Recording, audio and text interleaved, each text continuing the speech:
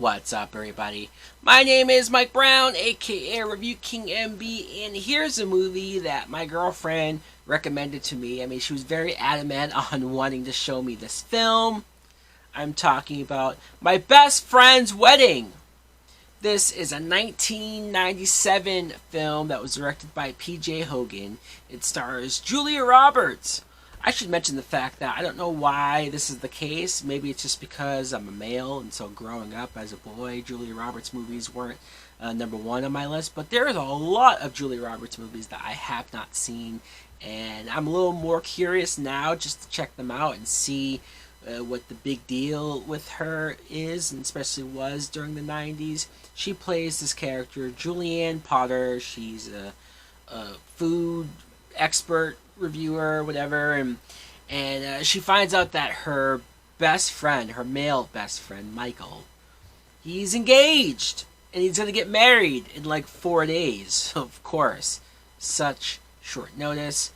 And so she not only gets asked to be a part of the wedding, but Michael's fiance asks her to be her maid of honor. What? You just met this girl? I know it all sounds very crazy. It's all very implausible in that way, but it creates an interesting story. Of course, Julia Roberts, she kind of discovers that she's been in love with this guy this whole time, just never fully acted on it, and now is her last chance, her only chance to go after the guy of her dreams. Now, what I thought of My Best Friend's Wedding was, ultimately, I enjoyed the film. Being that this was a first-time watch, I was finding myself getting frustrated and getting upset, especially with Julia Roberts' character for so many reasons, and I thought it was leading towards a place where I was going to hate this movie and that this would be a rant. I was getting ready for it, but it won me over by the end. Let's talk about Julia Roberts as Julianne. Julia Roberts' character in this movie, Julianne, is a bitch. She is. She's a bitch. She's a horrible person, a horrible human being. Why? Well, because this. So her best friend, like I said, is this guy, Michael. They've been friends for over 9 years. Michael, well, I'm not quite sure if they dated first or if they were friends and then dated and then went back to being friends.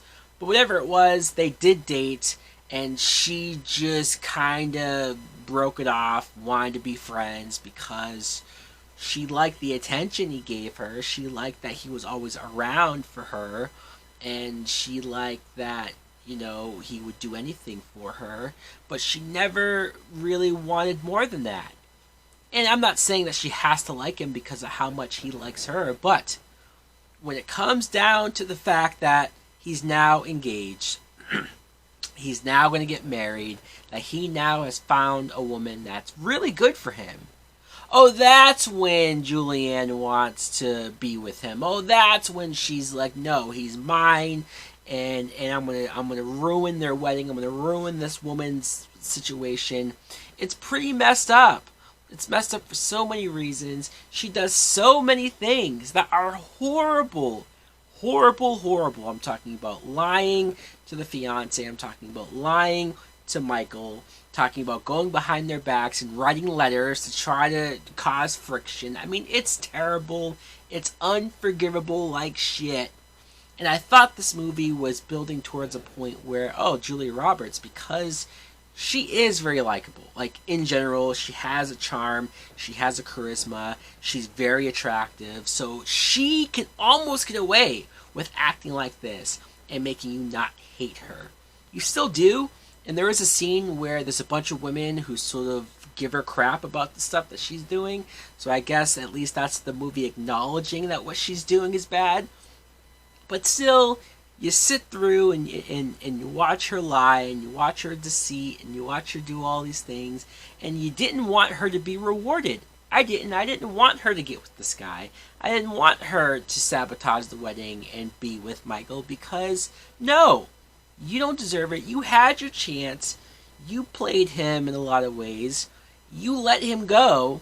So keep letting him go. And I think that's what the movie should have been about. I think that's what I thought the movie should have done in a lot of ways.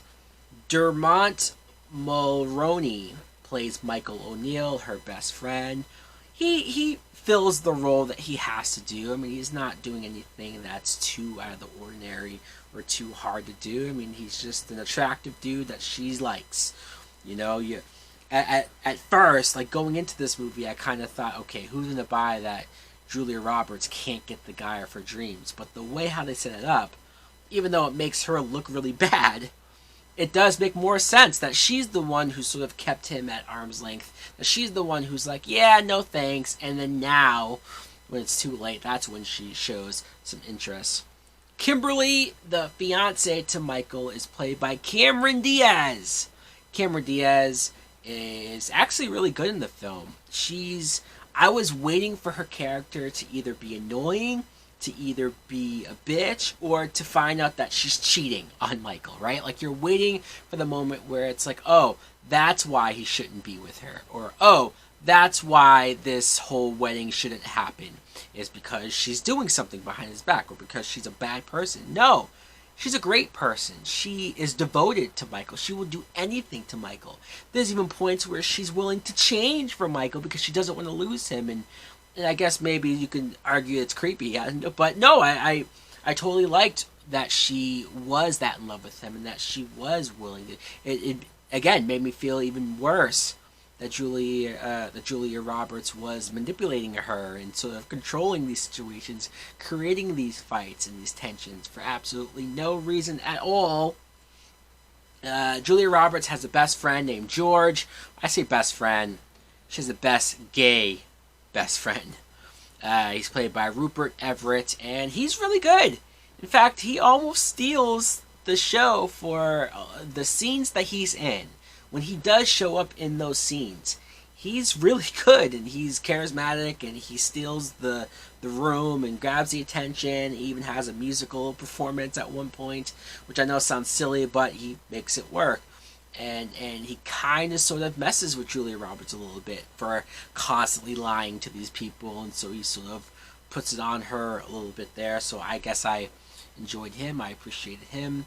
So yeah, this movie was charming in some ways. I know I just almost ranted on Julia Roberts and said how horrible she was, but there is a certain charm to this. There is a certain whimsical, like, hey, no one's dying here. It's not that serious to where, alright, I can at least go along for this movie and watch everything play out. Hey, this could have been a dark movie where Julia Roberts was trying to kill Cameron Diaz just to get Michael back, and that would have been something. Hell, I'll watch that recut.